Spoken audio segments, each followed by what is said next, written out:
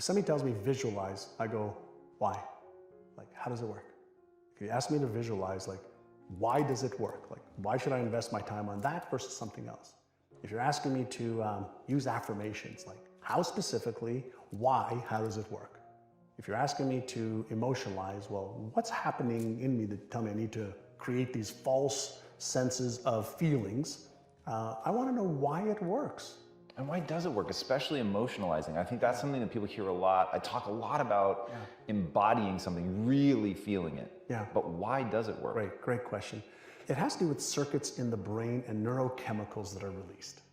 And so when we feel something, chances are that we're going to release dopamine in the brain, the feel-good neurochemical that activates the reward center of the brain.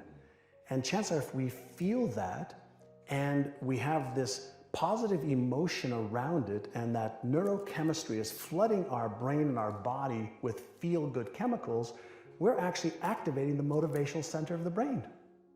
And so when we visualize, when we set a goal, when we take an action step, when we emotionalize, when we read our goals, the initial flood of neurochemicals, dopamine, serotonin, feel-good chemicals, and then if we share it with a friend, oxytocin, those three neurochemicals, those are the neurochemicals of goal achievement. But then there's the other side of it, the other circuits of fear, of stress, where norepinephrine, cortisol, or epinephrine, the stress hormones can be released as well. And so I'm fascinated and I want to teach people the stuff that we've learned about beliefs, self-esteem, self-worth, fears, and the stuff that really holds people back. Because all the how to get healthy and stay healthy, we know.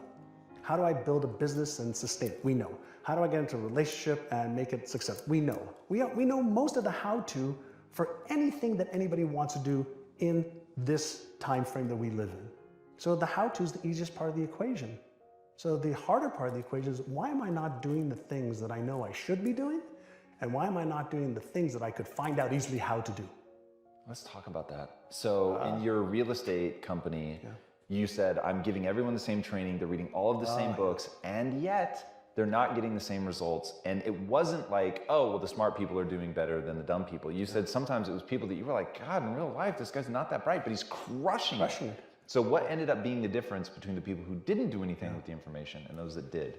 So this is going back sometimes, so I think in 1992, we were stuck, but I knew there was more possibility. There was room for growth.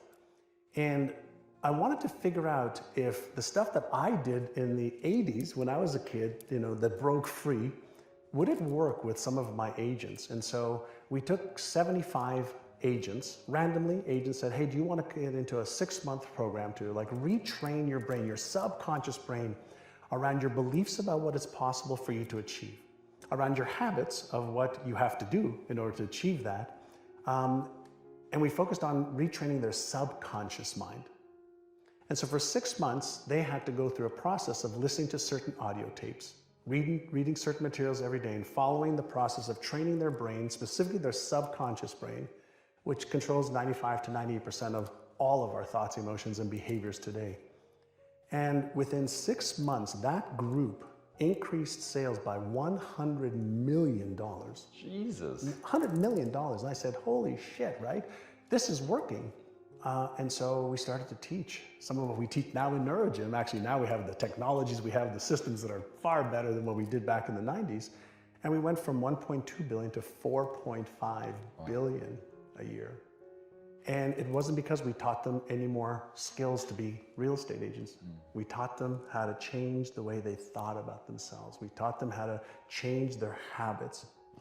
Our agents who made $750,000 or more were in front of a client 75% of the time. And when we asked all the agents that weren't in front of more clients, why are you doing that? Why aren't you in front of people that are going to help you earn more income? Oh, well, we're busy doing this and doing this and doing this, and they had stories and excuses and reasons why. And so part of the work that I love to do now is really help people understand, what is your story? What's the story you're telling yourself? Because we all have a story. We have a money story, a relationship story, a health story. We have a story for everything. And then that story keeps recreating our lives over and over and over again. And we have beliefs that support the story. We have habits that support the story. We have people that support the story. We have systems that support our story. And so my question that I always ask people, who would you be with a different story?